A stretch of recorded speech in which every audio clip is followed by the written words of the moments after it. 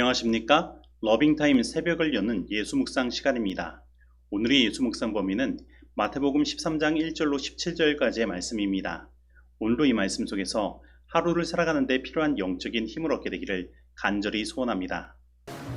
그날 예수께서 집에서 나가사 바닷가에 앉으시매 큰 무리가 그에게로 모여들거늘 예수께서 배에 올라가 앉으시고 온 무리는 해변에 서 있더니 예수께서 비유로 여러 가지를 그들에게 말씀하여 이르시되 씨를 뿌리는 자가 뿌리러 나가서 뿌릴새 더러는 길가에 떨어짐에 새들이 와서 먹어버렸고 더러는 흙이 얕은 돌밭에 떨어짐에 흙이 깊지 아니하므로 곧 싹이 나오나 해가 돋은 후에 타서 뿌리가 없으므로 말랐고 더러는 가시떨기 위에 떨어짐에 가시가 자라서 기운을 막았고 더러는 좋은 땅에 떨어짐에 어떤 것은 100배 어떤 것은 60배 어떤 것은 30배의 결실을 하였느니라. 귀 있는 자는 들으라. 제자들이 예수께 나와 이르되 어찌하여 그들에게 비유로 말씀하시나이까? 천국의 비밀을 아는 것이 너희에게는 허락되었으나 그들에게는 아니 되었나니 무릇 있는 자는 받아 넉넉하게 되되 없는 자는 그 있는 것도 빼앗기리라. 그러므로 내가 그들에게 비유로 말하는 것은 그들이 보아도 보지 못하며 들어도 듣지 못하며 깨닫지 못함이니라. 이사야의 예언이 그들에게 이루어졌으니 일렀으되 너희가 듣기는 들어도 깨닫지 못할 것이요 보기는 보아도 알지 못하리라. 이 백성들의 마음이 완악하여져서 그 귀는 듣기에 둔하고 눈은 감았으니 이는 눈으로 보고 귀로 듣고 마음으로 깨달아 돌이켜 내게 고침을 받을까 두려워함이라 하였느니라. 그러나 너희 눈은 봄으로 너희 귀는 들음으로 복이 있도다. 내가 진실로 너희에게 이르노니 많은 선지자와 의인이 너희가 보는 것들을 보고자 하여도 보지 못하였고 너희가 듣는 것들을 듣고자 하여도 듣지 못하였느니라. 씨 뿌리는 자의 비유는 마태, 마가, 누가복음, 곧 공간복음 모두에서 다루고 있는 말씀으로 그 속에 비유와 해설이 모두 포함되어 있습니다. 그리고 이 씨 뿌리는 자의 비유는 오늘 본문 11절에서 말씀하고 있는 것처럼 천국의 비밀을 담고 있는데 그 비밀은 하나님 나라가 먼 곳에 있는 것이 아니라 지금 우리가 씨를 뿌리고 밭을 가는 그 삶의 현장에서 경험될 수 있는 것이라는 것을 말하고 있는 것입니다. 이레미야 4장 3절 말씀은 다음과 같이 말씀하고 있습니다. 여호와께서 유다와 예루살렘에게 이와 같이 이르노라. 너희 묵은 땅을 갈고 가시던 물에 파종하지 말라. 즉 이 말씀은 묵은 땅을 갈고 가시던 물에 파종하지 말라고 말씀하고 있습니다. 그런데 오늘 본문 말씀에는 어떤 이야기가 나옵니까? 농부가 씨를 뿌렸는데 길가, 돌밭, 가시덤불에 씨가 떨어진 것입니다. 그러면 여러분, 땅이 문제일까요? 농부가 문제일까요? 사실 이 예레미야의 말씀에 의하면 농부가 문제인 것입니다. 그러면 예수님께서 지금 이 비유의 말씀을 잘못하신 것일까요? 그렇지 않습니다. 사실 예수님 당시 농사법에는 두 가지가 있었습니다. 하나는 파종 전에 밭을 가는 법이 있었는데 이것은 주로 넓은 땅을 가진 부유한 사람들의 농사법이었습니다. 그리고 또 하나는 파종 후 밭을 가는 것입니다. 이것은 주로 협소한 전답을 소유한 가난한 농부들이 하는 농사법인 것입니다.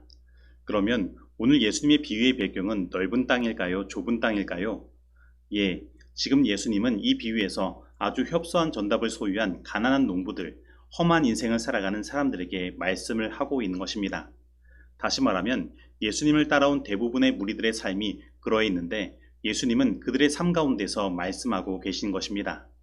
이 사람들은 아주 협소한 전답을 소유하고 있기에 그들이 씨를 뿌릴 때에 씨앗이 길가, 돌밭, 가시떨기에 떨어지는 것은 아주 흔한 일이었던 것입니다.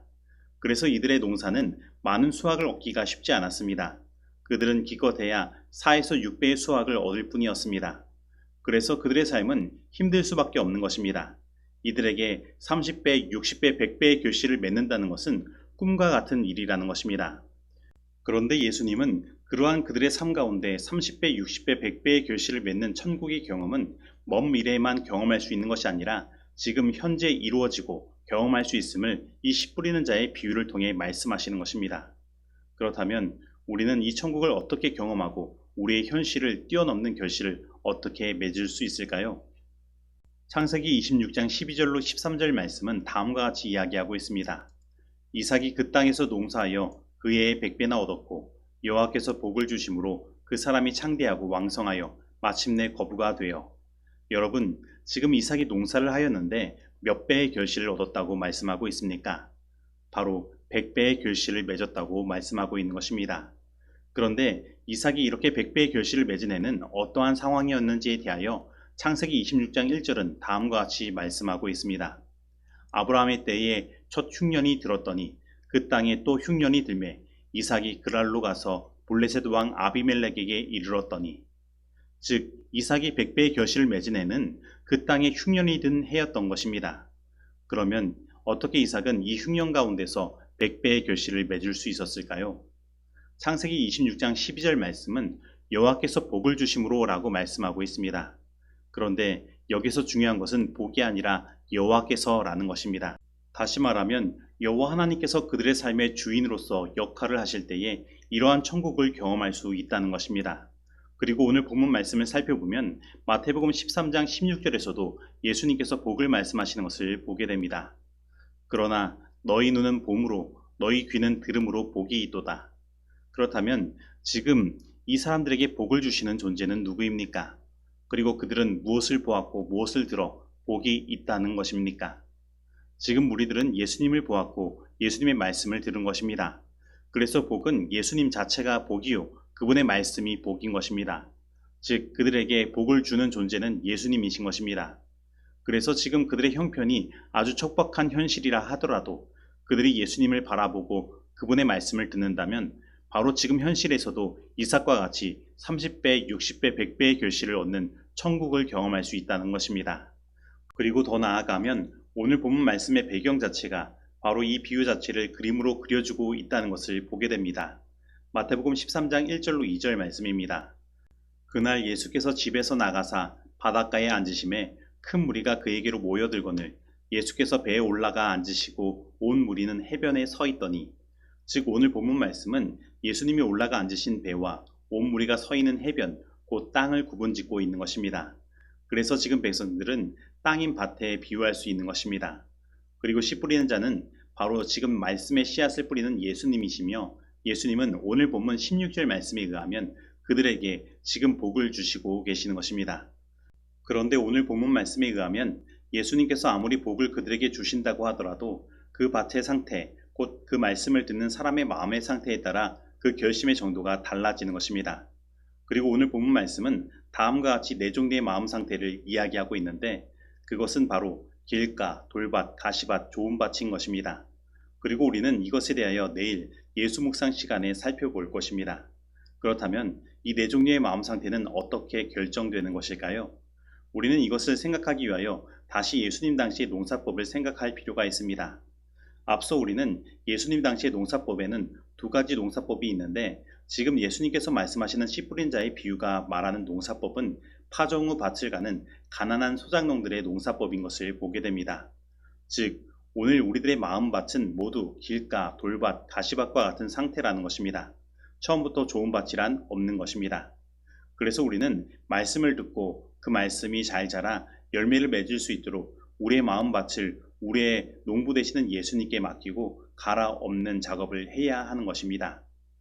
즉 우리는 우리의 마음의 보좌를 예수님께 드리고 예수님께서 나의 마음을 주관하시도록 맡겨야 하는 것입니다. 그러면 우리에게 어떤 일이 벌어질까요? 예전에는 듣기는 들어도 깨닫지 못하고 보기는 보아도 보지 못했던 것들이 깨달아지고 보아지는 일들을 경험하게 되는 것입니다.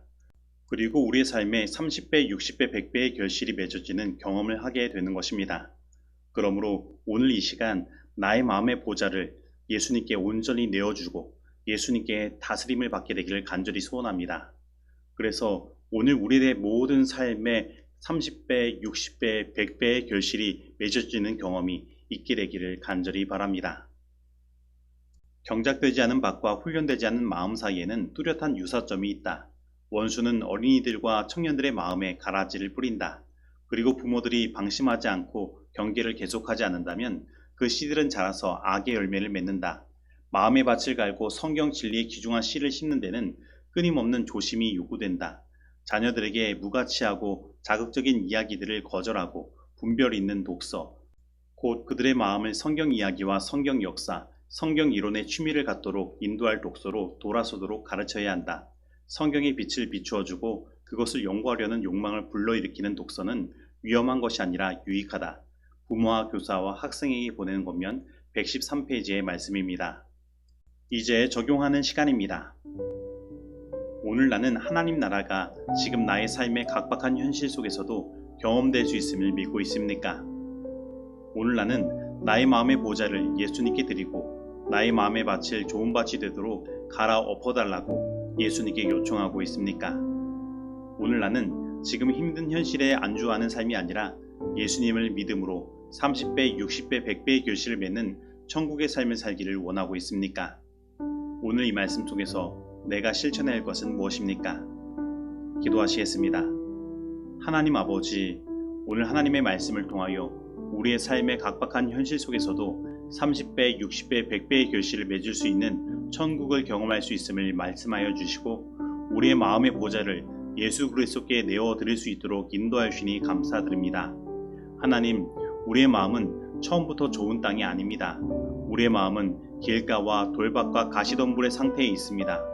오늘 우리의 농부 되시는 예수님께 우리의 마음을 온전히 드리오니 우리의 마음밭을 갈아 엎어주시고 우리의 마음이 주님의 말씀에 씨앗이 심겨지고 자라 100배의 결실을 맺을 수 있도록 우리의 마음을 주관하여 주옵소서. 그래서 우리의 현실이 아무리 힘들어도 어려워도 예수님을 믿음으로 말미암아 그 속에서 천국을 경험할 수 있는 우리 모두가 되게 인도하여 주옵소서. 예수님의 이름으로 기도드립니다. 아멘.